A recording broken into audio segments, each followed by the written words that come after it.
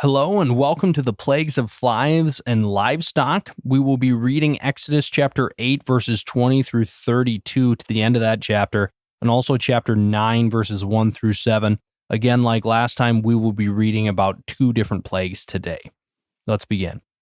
Then the Lord said to Moses, "Get up early in the morning and confront Pharaoh as he goes to the river, and say to him, 'This is what the Lord says, let my people go so that they may worship me. If you do not let my people go, I will send swarms of flies on you and your officials, on your people, and into your houses. The houses of the Egyptians will be full of flies, even the ground will be covered with them. But on that day I will deal differently with the land of Goshen, where my people live. No swarms of flies will be there, so that you will know that I, the Lord, am in this land. I will make a distinction between my people and your people. This sign will occur tomorrow." And the Lord did this. Dense swarms of flies poured into Pharaoh's palace and into the houses of his officials. Throughout Egypt, the land was ruined by the flies.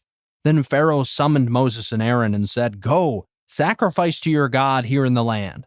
But Moses said, "That would not be right. The sacrifices we offer the Lord our God would be detestable to the Egyptians. And if we offer sacrifices that are detestable in their eyes, will they not stone us? We must take a 3-day journey into the wilderness to offer sacrifices to the Lord our God, as he commands us." Pharaoh said, "I will let you go to offer sacrifices to the Lord your God in the wilderness, but you must not go very far. Now, pray for me."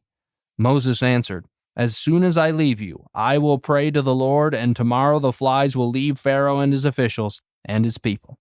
Only let Pharaoh be sure that he does not act deceitfully again by not letting the people go to offer sacrifices to the Lord." Then Moses left Pharaoh and prayed to the Lord, and the Lord did what Moses asked.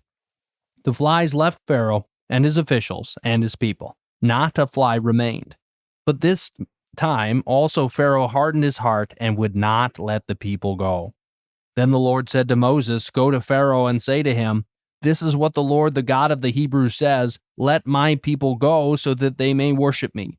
If you refuse to let them go and continue to hold them back, the hand of the Lord will bring a terrible plague on your livestock in the field, on your houses, or on your horses, donkeys, and camels, and on your cattle, sheep, and goats.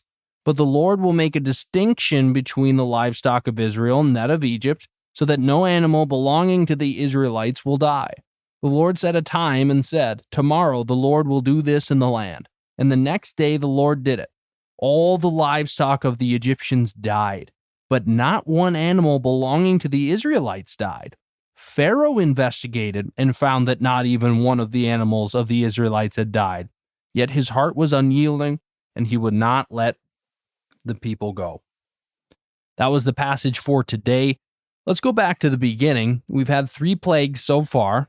Pharaoh is not letting the Israelites go, so God is going to send a plague of flies now. We've already gotten the similar plague of gnats, and now it is flies. We've got some reoccurring themes with these plagues, but here we get a difference.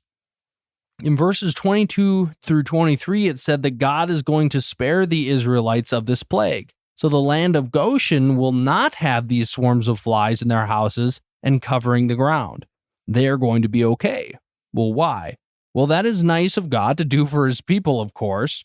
I think it is also to continue to show to Pharaoh that God is, well, God. Last time the plague of gnats couldn't be replicated by the Egyptians, and this showed the power of God over Egypt. This is going to further solidify that point. But will it matter? Will Pharaoh's heart change? Well, Pharaoh doesn't like the flies and wants Moses and Aaron to pray and make it all go away. He says to them to go ahead and worship here in the land, but they want to leave and make sacrifices in the wilderness. Pharaoh relents a bit and says, "Go, but don't go very far." Now, Pharaoh has pretended to relent before, so Moses and Aaron are going to try to leave first and pray for the plague to cease after they are gone. In verse 30, they leave and the flies go away, but unfortunately, it doesn't work. Pharaoh hardens his heart again and would not let the people go.